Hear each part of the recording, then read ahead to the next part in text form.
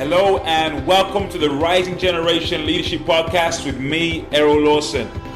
If this is your first time joining us, we want to welcome you. It's great to have you with us today. The Rising Generation exists to inspire and equip Christian leaders from all walks of life, from all around the world, to fulfill their God-given potential.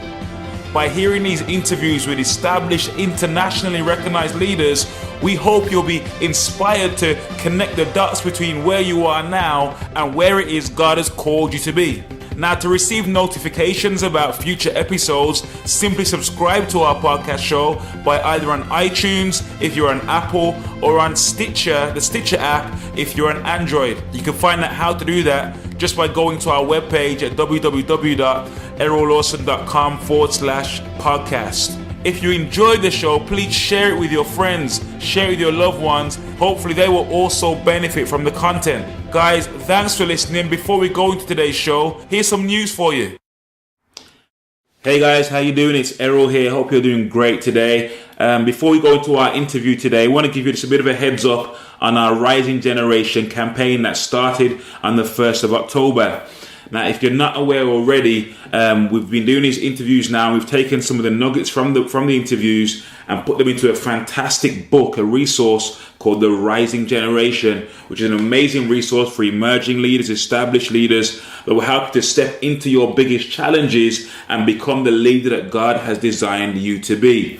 Now, the way the campaign works is this. Our goal is to get 1,000 pre-orders of the book between now and the end of October, and all the profits from the campaign are going to go towards our work in Africa, in Ghana. We're working with young people and giving them leadership training and soft skills training and even more. And so for the last 15 years, I've been working as a leadership coach, a consultant, working in education and in business. You can check out my website for more information.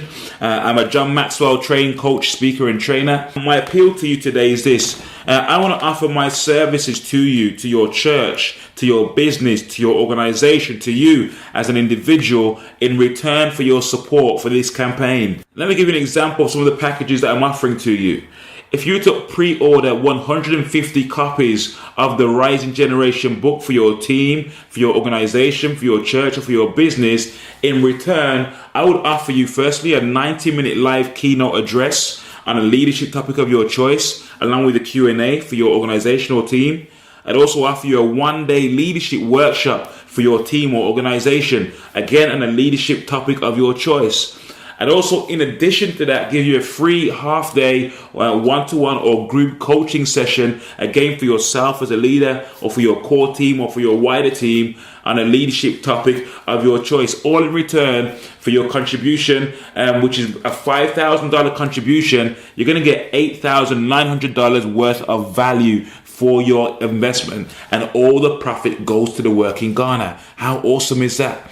And there's similar packages. There's so many offers I've got. Another option is the $1,500 package, which for your $1,500 contribution, you'll get 20 copies of the book for your team or organization. And also a one-day leadership workshop with myself, again for your team, your organization. I'll come in and train your team on a leadership topic of your choice. How amazing is that? So much value. And there are many more offers in line with your budget, what you're able to invest. I want to reach out to you guys. Go and check out the website to make this campaign a success. We really need your support. I'm banking on you. So please share this with your friends and help us to spread the word. We appreciate you. God bless you. Enjoy today's episode. Hello and welcome again to the Rising Generation Leadership Podcast with me, Errol Lawson, and our very special guest today is Pastor Scot Longyear.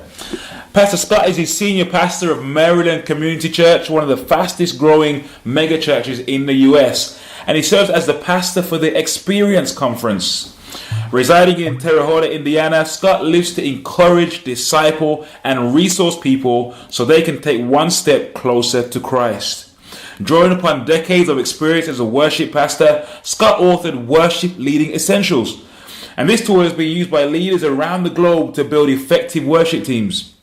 His daily radio feature, Scott's Daily Word, provides quick inspiration for listeners who want to deepen their faith, even if they are short on time. Pastor Scott, thank you for joining us today. We really appreciate having you. Thank you for being with us. Hey, thanks, Errol. It's a privilege, man. I hope I can live up to the bio because it sounds a lot more impressive maybe than really it is. I know you're doing a lot more than that right now. Give us a glimpse, or fill in any gaps first of all, if you will. Give us a glimpse to what you're up to right now in the world. Yeah. So, well, personally, I'm actually just returning from a 3-month sabbatical. So as part of my role as a senior pastor of the church here, once every 7 years, I step away for spiritual refreshment. It's not so much a vacation as it is to push pause on ministry, on the output, so I can really focus on the input. So I'm about 2 weeks back in to that. So, 3 months out. I had 3 months out. Yeah. So This summer I was gone for 3 months, and some people are like, well, man, it must be nice. And I'm telling you that it is nice. Just give us a bit of context to that, because like, how big is the church exactly? Yeah, we're running on average around 2,000. The last couple of weeks we were about 2,300 in 2 locations. Yeah. And how long have you been in ministry? Man, I've been in ministry for probably about 25 to 30 years full time. So, and I've been here at this location. It's kind of a long story. I actually get to serve the church where I grew up and was influential in my life. And so I've been here on staff for 22 years now. Wow. And so you somehow managed to carve out 3 months. You do that once every 7 years. I know people are listening now thinking, what? Like, how do you get 3 months out with such a huge church, so much responsibility going on? How do you do that? Like, speak to somebody who's listening right now thinking it's impossible. Yeah. So, let me encourage you, because I know when I first heard this, years ago about some guys who would step out for a while, I thought, man, there's just no way, and then I would feel guilty doing that when everybody else is working. But it's really become part of my life as a leader and taking care of myself and the church. The better the leader, the better the church. The healthier the leader, the healthier the church. And so, that same question was asked a friend of mine who is a pastor in a smaller congregation, but he just said, I don't know how you can do that and you step out and things just fall apart. But we have a phenomenal team of people here. And so because the Lord's been really gracious in the people that he's put here, and we worked really hard to get the right people in the right places, I was able to trust my team ran. I came back and it was like jumping on a moving train, and things are still growing and moving. That's great. But I also, in that I had to have a life of delegation, which is, part of leadership, and step out and make sure that all the stuff that I usually do is taken care of one way or another. So most of the credit really goes to my team. So I'd say if you're looking at doing something like that, you're going to need to build up to it. You're going to need to have conversations with some of your leaders to say, hey, here's some resources. And there's a lot of writings out on how this is a healthy practice. But then also, like, the big question, well, who's going to do your job while you're gone? So the more that you can set that up and offload some responsibilities, the better that is. But what are the benefits to you for doing that, of the break? Yeah, for me, I went 3 months with part of the parameters of a sabbatical was that I had no ministry output, so I didn't preach a sermon for 3 months. And that's my life, right? So you know what it's like, Errol, right? Or it's like you're preaching this stuff, Errol, and to stop preaching, I'm like, okay, so it was just a stop of the output, but what it did is it helped me to increase the input. Right. My normal pattern of life is that I'm usually in communication with the Lord as much as I can, but now I have a space over these 3 months where I'm not worrying about sermon preparation. I'm not worried about elders meetings. I'm not worried about putting out this fire. It's just me and the Lord. Awesome. And so it was very good. I'll be straight with you. It was very challenging. There were some challenging times where I'm like, I'm ready to go back to work, man. Build this church. Let's do it. Let's move and do something. The Lord's like, let's just chill out a little bit. And I'm like, I'm tired of chilling out. But overall, it was good. It helped me to catch my breath and get just a good perspective on the church. And really, I think I was able to renew my passion and my love for my calling, which, when you're in the middle of working on stuff, you kind of lose perspective sometimes. It's good, man. Tell us a bit about the journey, the prior to that 23 years, I think you said. What were you doing beforehand, and how do you transition into ministry that you're doing right now? Yeah, so, my quick story is that I was a kid that grew up, in a good household, had great parents. We were in and out of church. More out than in, really. And in the middle of that, when I was in my middle school years, I had some pretty significant, I'd say, social anxiety. And so I just, I was like, felt like the low kid on the totem pole and the kid that was just always on the outside. And I didn't really care to be around people. I had developed into some, some little tics that I fight to this day when some anxiety comes up in me. But as a middle schooler, I just remember really twisted up and not really wanting to be around people that much. And my mom would even take me to a psychiatrist and even to a medical doctor, like, what's going on kind of with him. And it was, I don't want to over exaggerate it. I'd say it was mild, but it was still enough that it kind of twisted me up as a kid. So one Saturday night, my mom comes and says, we're going to church tomorrow. And I remember thinking, like, I hate you. Like, I didn't say that to my mom, but I was like, Sunday's the one day that I can not be around people. And now you're going to drag me to a new place, a new environment with these people. And with all my stuff, like, I hate that. I don't want to do that. But what I found, Errol, was that I got there and there were these young people that accepted me, that laughed at my jokes, thought I was funny. I found like this home, right? And then in the middle of that, I really sensed this. It was kind of a 1-2 punch. Like, I found this community, but I also found that there was this creator God, there was his son Jesus, and this hole that was in my heart. And so it completely revolutionized me as a middle schooler. So if you would have asked me, literally, if you would have asked me in 8th grade, what do you want to do with your life? I would have told you, I'm going to work full-time in a church. I'm going to be in youth ministry, and I want to help other kids experience what I've experienced. So fast forward a middle schooler who thinks he knows everything to high school, when, like most of us, just kind of played some games with God, and I put him on a shelf and kind of did my own thing. And on the outside, everything looked great. So by the time I'd kind of gone through that and was a senior in high school, I got serious about my faith again, but really felt this calling to like full-time ministry. But I had this huge hang up in that the people that had gone before me were tremendous people. When I looked at our pastors and when I looked at our leaders, they were great people who really loved the Lord. But so you got to get in the high school frame of mind, right? I just looked at them and I was like, these people are like totally not cool. Like, they are just incredibly socially awkward and nerdy and like weird, love Jesus, but just like weird. And I'm like, I don't want to be like that. Like, if I do this ministry thing, they're going to like put me in the ministry machine and churn out like this like nerd guy. And that's just not me. And that was a huge, Errol, it was a huge hang up for me. And so I can remember I was a senior in high school. I was driving and I had the windows down on an interstate, and I'm driving. I'd finished a job and I'm driving home, and it was a long drive. And I just remember praying as a senior in high school, like, God, I just don't know if I can do this. I don't know if I can be like these people. And it was probably the first time that I sensed the Lord ever speaking to me, or maybe the strongest that he's spoken to me. And I just felt like in that car in the middle of summer when it's just me praying, I just really felt the Lord saying, I want you to just be you. I just want you to be yourself.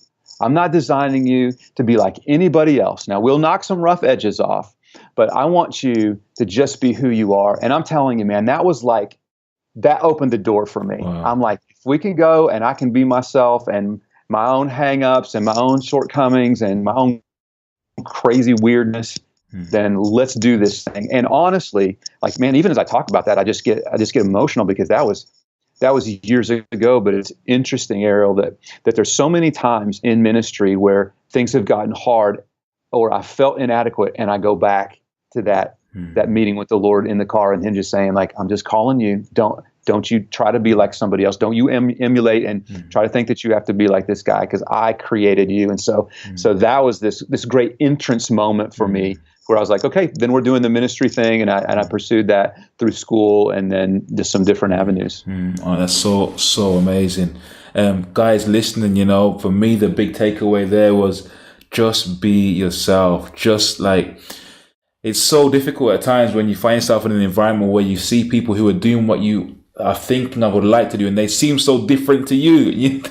That can be a huge barrier. But the Lord is just saying to us right now, be yourself, like, be who I've designed you and created you to be. Flow in that, run your race, stay in your lane.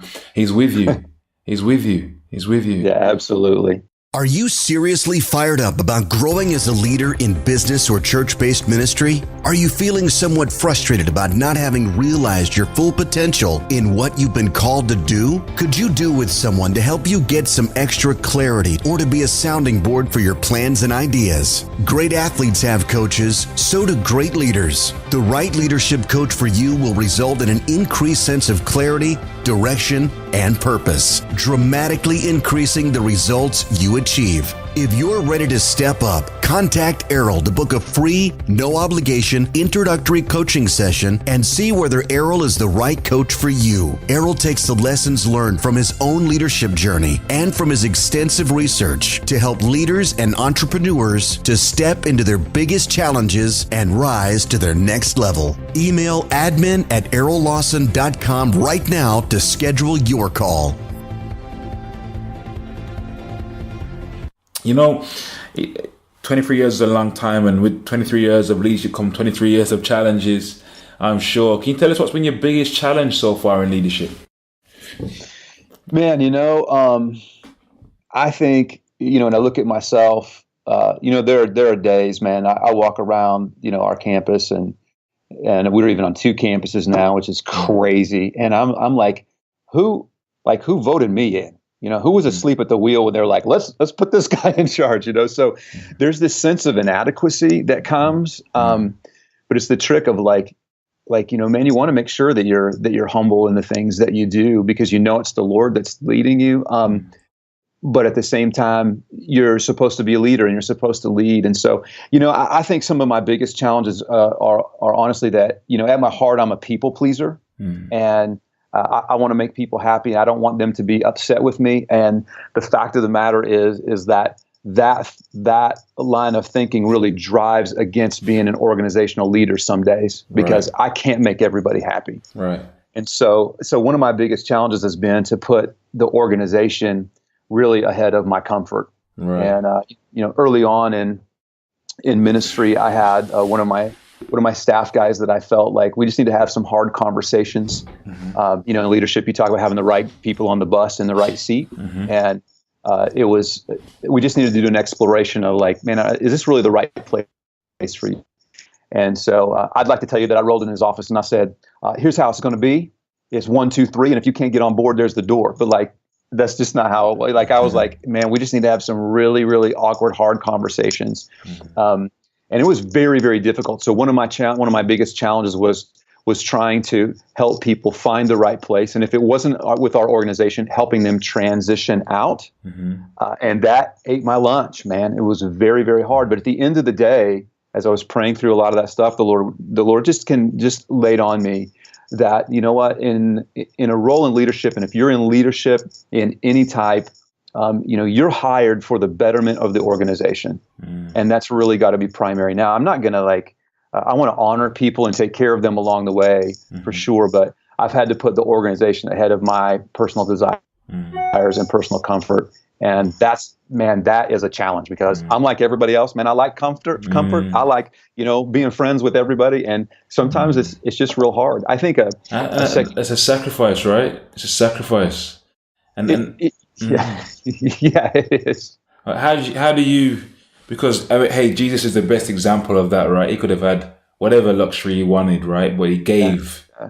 And how do you kind of navigate that challenge? Someone listening, maybe they're thinking, you know what? I have that same battle, and I don't know how to. It keeps coming slapping me in the face every now and then, just to remind me that that's my struggle. How can someone navigate through that?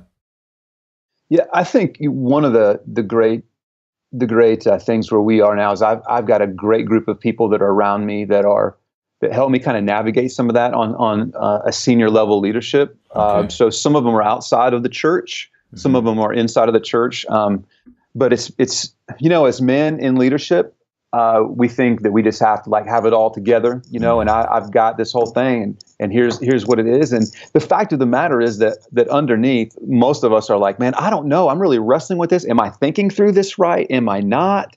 What are my hangups here? And so I've got a group of guys that have permission to speak into my life. And I'm able even to come in and say, okay, I have this issue and I can explain everything to them. And they know my background and my hang-ups. And as I walked through even some of that difficult stuff, I had some mentors around me who kind of pushed me when they thought I was being a little bit soft or just kind of retreating back into wanting to be comfortable. So I think if you can have some more voices speak into that, that's very helpful. But you have to have the right voices, and there has to be a deep level of trust with those guys that are around you as well. It's great. It's great. Thank you, Scott. And 23 years in, fresh back from your sabbatical now. Right now, sitting where you are right now, how do you now define success? What does it look like? Yeah, well, you could answer that a million different ways. I think you have to be real careful. When you define success, in the U.S., if you just don't if you don't think very deeply about it, you would say, well, success means that you've got a big church and that you've got a name, maybe that you've got multiple campuses or you have influence. And it's like, well, man, I don't know that that's really success, and then you can really get driven hard by it. We just watched some pastors just kind of like be so consumed with this success thing that they really just personally began to fall apart. So for me, honestly, a big thing in my life and really in our ministries and the ministries that I serve with is out of John chapter 17, and that's the priestly prayer of Jesus. When we get to eavesdrop in as Jesus is praying to God the Father, and it's just a beautiful prayer in there. But if you look really deep, and the things that I really hang my hat on out there is I think Jesus is praying success for his people, right. As he's praying. And sometimes we think success is a bad term. I don't think it is. But when I look at success, I look at John chapter 17, I hear Jesus in there talk about three things. He talks about unity, he talks about intimacy, and he talks about glory. Mm-hmm. So he talks about the unity of people who know Christ, right? The unity of the church and the unity of Christians. Mm-hmm. He's talking about intimacy. He says, my prayer is that they would be in us. And then he talks about glory, that it's all for the glory of God. So success for me is that I would be able to live in unity and have, and the places where I minister, that it's community and it's unity and we're together. It is that I'm in unity with the close group of people that I'm around with, my family, my kids. It is also that I'm intimate with the Lord, that I'm speaking with him and he's speaking with me, and that ultimately it's all about his glory. Amen. That's the thing, man. And we can so easily turn and say, well, it's about me. I got to prove myself, which all goes back to probably family of origin and daddy issues that we all have and all of that stuff. But that's a big definition of success. I'm kind of a guy too that it helps me if I know a mission and know what we're going after. So success for me is when they lay me in the ground, that hopefully I've been able to help 1 million people take one step closer to Jesus. Amen. So 1 million people, one step closer to Jesus. And so as things come in and opportunities come in my life, I'm like, okay, does this help me lead people closer to Jesus? Is this about unity or intimacy and glory? So I think you can define success a lot of different ways. But for me, that's just kind of what I'm hanging my hat on lately. It's great. And John Maxwell said that the secrets to your success are hidden in your daily routine or your daily agenda. With the size of the ministry you're having to lead and the amount of staff you must have there, typically speaking, what does the first 90 minutes of your day look like? How do you manage that? Yeah, a lot of days for the first 90 minutes, I just want to hit the snooze button like 9 or 10 times, right? Most days, and when it's working right for me, I'm up around 5:15, 5:30. I roll out of bed and then I'm straight into working out. I found that if I don't work out, one, I want to maintain the temple as it continues to fall apart on me. I want to try to take care of it. But two, there's a deep connection between performance and exercise. And so if you can get the endorphins flowing and moving, I found I was in a season where I wasn't doing that, and I wasn't sharp when it came to leadership preparation, to sermon preparation, to communication. And so that really helps. So first thing, I'm up and I'm working out, and I have to distract myself with a movie or something so that my body doesn't realize the torture that I'm trying to put it through. My kids are older, so it's pretty quiet at home now. So that was different when they were much younger. But sure. I'll work out, and then I'm up before anybody else, so the house is quiet, and I'll grab some breakfast and have my quiet time there, and then that'll kind of finish out. I'll take a shower in there and get ready for the day, and that'll kind of finish out my morning preparation. I'm trying to break some of that right now. because I feel like my quiet time is not as deep and as wide as it really should be. So as I was on sabbatical, I actually, I had hours to do that. And so I don't want to get back in the habit. I found myself honestly in the habit where I was just checking it off. Like, yep, man, I spent some time with the Lord today. And then it would be noon and I'm like, now I did meet with the Lord. What did he say? Yeah, I don't even remember, and I'm like, what are you doing, Scott? So I'm trying to really expand that a little bit, take some quiet time away. But yeah, that's kind of the pattern of my day. Everybody's different, but man, you got to I think for me, I'm a morning person. I think best in the morning. I want to give my best to the Lord. So that first 90 really is key to starting the rest of the day. And if I don't, and I'm like, I'm just going to sleep in and then I'll do whatever, man, it throws off my whole game's thrown off for the rest of the day. That's great. Have there been any other key habits that have helped you along the way? For me, I think it's once realizing like what builds into you, So, as a leader, I felt guilty for a long time because I'll walk into leaders' offices and they're like stacked with books. And I'm like, man, I just really struggle with reading, and it's like, and I've got degrees and the whole deal. But so I think when you think about a habit, it's like, well, I'd like to tell you like that I read all the time, but I find that my comprehension is not so great. So I'll listen. So listening becomes one of the habits, as I'm listening to guys like you and what are you learning in leadership and what are you gleaning? That really helps me. The more organized that I can be, that the habit of organization, man, as a leader, if you don't have that, it's gonna bite you at some point. So that's key. But really, the big key for me is the quiet time that I've got with the Lord. We've got a system that we work here called life journaling, which is we didn't develop it, but it's just basically a read through the Bible in a year plan. So you're reading a little bit of Scripture and you're journaling, and it's just revolutionized my spiritual life because the Lord, as he does, man, he'll just meet you right there where the things that you're wrestling with. And he's like, here's what I want to speak to you about today. So I think that's been a habit. Allowing some trusted men to speak into my life has been another habit that's been key for me. I think near the top also would be, we made a decision. I was married when I was finishing up Bible college and going into my first ministry. And in ministry, much like work, I know you got leaders that are listening now that are they're business owners or they're entrepreneurs, and it's like you never end the day and you're like, man, I got it all done. I don't know what I'm gonna do on Tuesday because I got everything done today. That just never happens. So early on in our marriage, we just kind of established like I was going to work this many hours and this many days, and then I was going to take days off. And so I have maintained days off for the most part.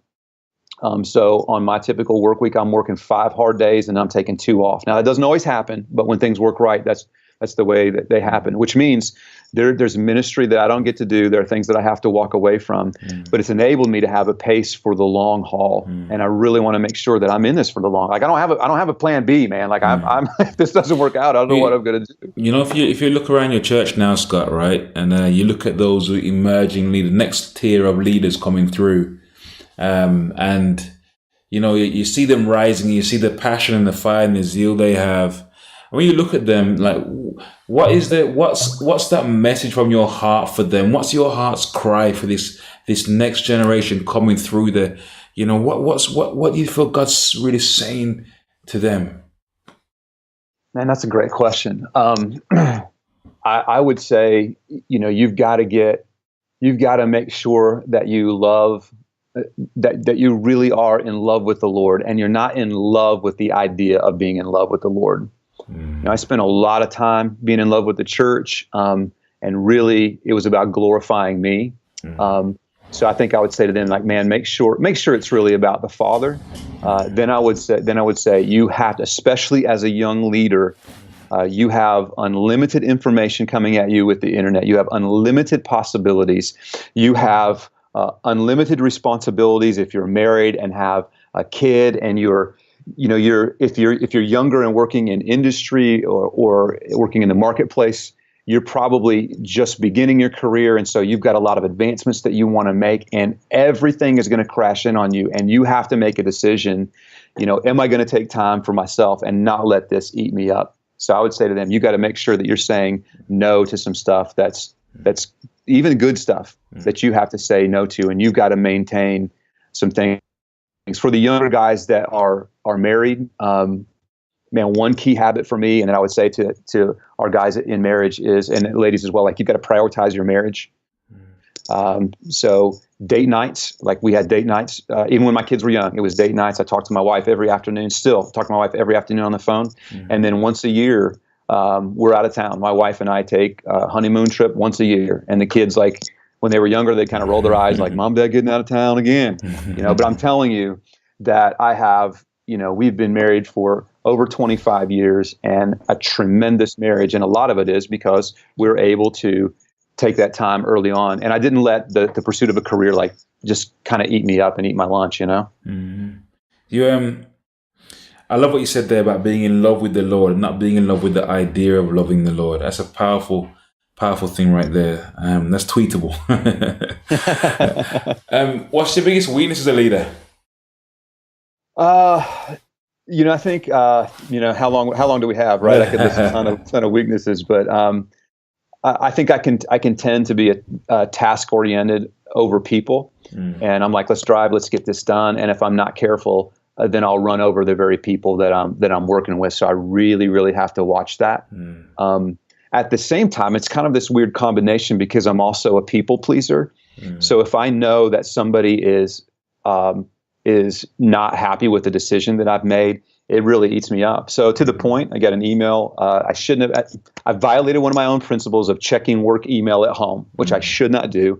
But I did it even last night, and I had an email from a guy that I'm with, and just some tension. I mean, it's good and it's probably healthy, but I'm like, oh, my first thought. Now look at, man, I should know better than this, or feel better than this. But I'm like, oh man, what did I make him upset? Maybe he doesn't like me. And I began to internalize all these things. And I was like, man, you gotta watch that. So you gotta watch the balance, right? So again, it goes back to, is leading the organization, but listening into what the Lord says. So I've got to make sure in my life that if I'm out of tune with the Lord, then those voices are becoming louder in my life. And so I've got to watch that. And that can be a weakness because I tend to be, let's all get along and let's all hold hands and just, now I'm all about unity. I'm all about community, but it doesn't always mean that we all always agree. Right. That's great. Great advice. Thank you for being so open because it's such a big deal. It really is, man. And what's your biggest strength? Man, my biggest strength is now I got you as a friend on Twitter. Hey. So my world's blown up. Right? I'm going to be retweeting your tweets. I think when I think about my biggest strength, my wheelhouse is communication, especially a public communication. So I love that I get to preach and communicate the gospel and the creativity that goes in that. So man, I've even experimented with how do we do more of that and integrating media and all that. So I love that kind of taking the complex and making it simple. I tell folks a lot of times, like, man, I'm just trying to put the cookies on the bottom shelf because I'm like, that's where I understand them. So I'll swim in the deep water for a while and try to figure it out, and I'll get a headache and I can't really figure it out, but I think I got enough. Okay, here's what it is. So communication, I really love. I think I'm a person that people want to follow, and that's kind of seems arrogant to say, but in leadership, if leadership is leading people, you got to make sure that they want to follow you. So some of the feedback that I get from folks is like, yeah, man, I'd love to be on your team. And so it's great. I think there are a couple of my biggest strengths. I think one of the things that has played really, really well, that sounds weird to say played really well, but is just the transparency. Like some of the best feedback that I get, I'll just tell people like, man, hey, here's mistakes that I made, or here's what I'm wrestling with. And they're like, man, I can't believe that you would tell people that like you don't have it all together. And I'm like, that's just what it's about, And so I think that transparency, I think that's a kind of an emerging thing. So powerful, that I think youth especially want real. They want leaders that are real with them, who can open up. And just hearing you speak today, I think everyone listening here has been inspired and just being encouraged by your openness. Is there, if you look back again, beginning of your journey again, what was holding you back, if anything at all? What was holding you back from going into leadership? Oh man, complete lack of confidence. Just that I'm not smart enough, and I don't have all of the skills. And when I came into senior leadership, I mean, we did a big transition with our church, and I think I think that was holding me back. I think one thing that we had to process was what kind, being a senior pastor of a large organization, what kind of pressure does that put on my wife, and what kind of pressure does that put on my family? And so I don't know that was necessarily holding me back, but that was part of the equation. Like, we've really got to talk about and discuss that. But I think overall it was a complete lack of confidence, to the point that, I was walking through our hallways, probably a couple years ago, and I was overwhelmed with like just with the scope of everything and leading everything. And, you guys, again, your listeners are leaders, so they get the multiplicity of leading and all the decisions and all the stuff. And most of the stuff, like, I'm not like, well, let me go back to college or to my master's degree because they taught me this. It's like, you figure it out as you go along, right? Mm-hmm. So I'm praying and I'm like, Lord, like, I don't have like here's my biggest thing is like, I don't have what it takes. And so I need you to download to me the wisdom and the tools and all the stuff. Like, I need that. And he just said, no. And I was like, okay, maybe you don't understand me, Lord. Here's what I'm saying to you is that I need the wisdom and I need the tools and I need the understanding. I need that all right now. And he said, no. And I said, well, we're like having an argument, right? Yeah. And I'm like, maybe you don't understand me, because if you don't give this stuff to me right now, then I'm going to have to come back to you time and time again, like every day, and ask you for, and in the middle of my prayer, I was like, that's what you're going to do, isn't it, Lord? You're going to make me keep coming back to you and asking you. It's like, that's exactly right. Wow. There's no shortcut to this thing. There's not, man. Wow. There's not, and I think that's why the Lord's like, I'm not going to give that to you now, because you're going to forget. I mean, the psalmist says, right? Don't make me so poor that I curse you, or so rich that I forget about you. Wow. And so every day I'm like, look, man, I don't know if I have what it takes to complete all this stuff. And the Lord's like, yeah, but I do. So why don't you come chase me and we'll do it together? Come on. The key to our growth as leaders, guys, is being a friend of God. You just got to be a friend of God, man. That's tweetable right there.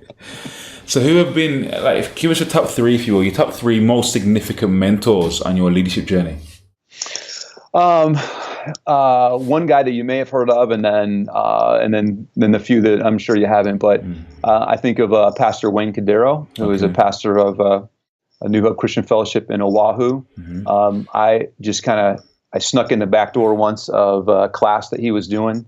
And it completely blew me away. And then when I saw the scope of all, I mean, he's author, multi-cam, all this stuff, and then was able to spend a couple different leadership experiences with him. I was able to spend some time, and he was a guy who was brilliant, a great communicator, but would look me in the eye and knew my name.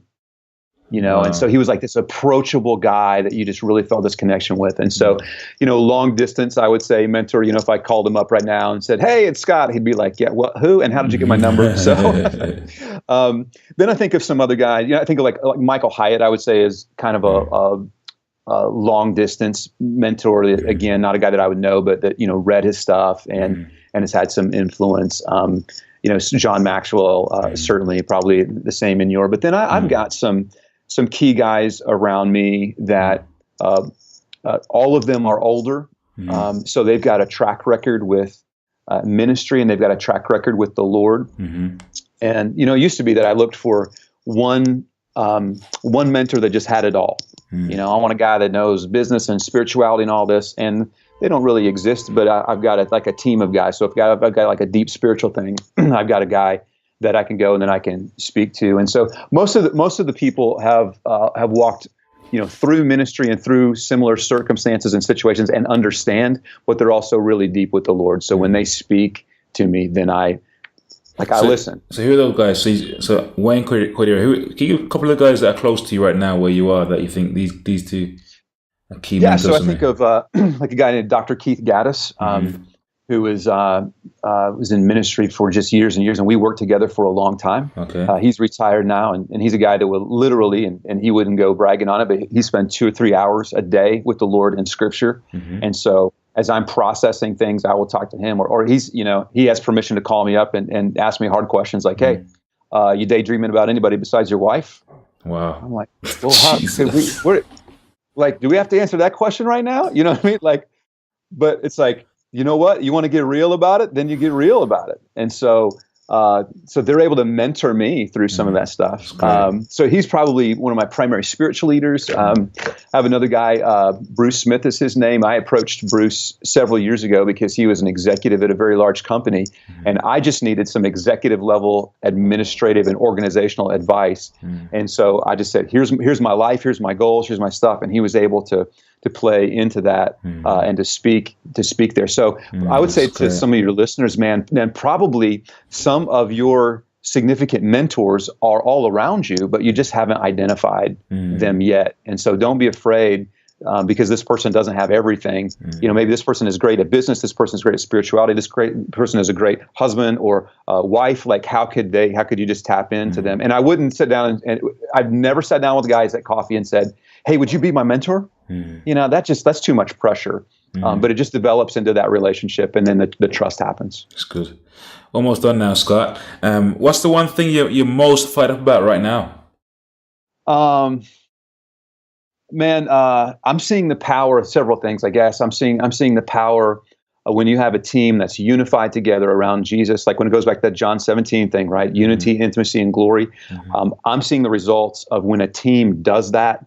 It's unbelievable what the Lord does. Like, the stuff that I'm able to see and experience is it blows my mind. But that's really, that's completely firing me up right now. Is seeing the Lord be close in all that. So that'd be one thing. I probably got a list of a ton that just gets me excited. It's great, man. It's great.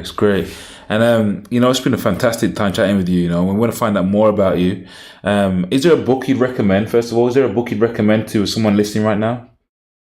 Oh man, so I'll just give you just a quick list of some stuff that's been influential in my life. When it comes to relationship with my wife, the best book that we read together is an old book called His Needs, Her Needs. Okay. It's by a guy named Harley. His Needs, Her Needs, and that really helped us in our marriage. We weren't in crisis, but that really cemented some stuff with us.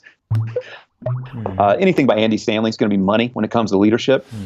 Choose to Cheat is a book. I think it's actually a pretty small book, but Choose to Cheat just spoke really well into my life. Just basically giving me permission to not bury myself in work and take care of the margins and schedule and that kind of stuff. Platform by Michael Hyatt is a great book if you're looking to build your platform. My only caveat with that, and Michael Hyatt would agree because I know he's a follower of Christ, is that make sure that the platform that you're building is for the purpose of glorifying God and not glorifying you. But there's some great practical advice in there. Then you got the classics like Good to Great by Jim Collins, just a tremendous resource. And then I think it's Gladwell wrote a book called What Got You Here Won't Get You There. What Got You Here Won't Get You There. I know who it was. It was it begins with G as well. What's his name? That's wrong. It was a Gladwell? Was that? No, it wasn't Gladwell. No, it wasn't. Okay. Well, anyway, Goldsmith or Gold. Maybe that's it. What? Maybe that's it. Okay. I have to look that up. And then one final one that's been really good for our team when I came into senior leadership, I took our senior Marshall leadership Goldsmith. team. Sorry, Marshall Goldsmith. That's it. Okay. Yeah. So I was close with the G. We were on the right train, right? With our team, we went through as a team 5 dysfunctions of a team, and that just taught us how to work and trust and fight together. And so those would be probably my top books in terms of what's influenced me. And how do we find out more about you? Where do we go? Yeah, you can go to scotlongyear.com. That's SCOT LONGYEAR.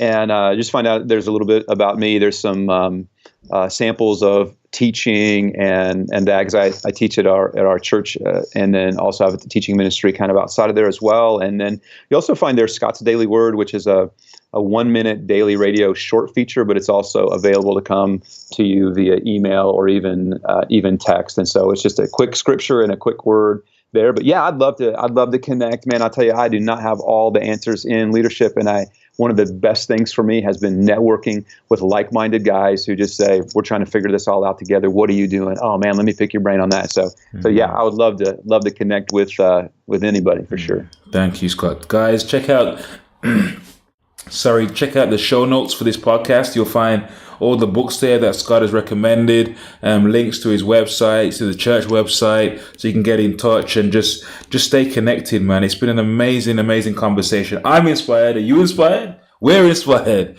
We're all inspired today. Scott, thank you so much for your time today, brother. God bless you, man. Thanks, man. I appreciate it. It's been an honor. Thank you again for joining us today on the Rising Generation Leadership Podcast. I pray you've been inspired, you've been lifted, you've been encouraged to take your personal leadership to the next level. We really encourage you guys to just take action, make it happen, do something, start somewhere, go out and change the world in some way, big or small.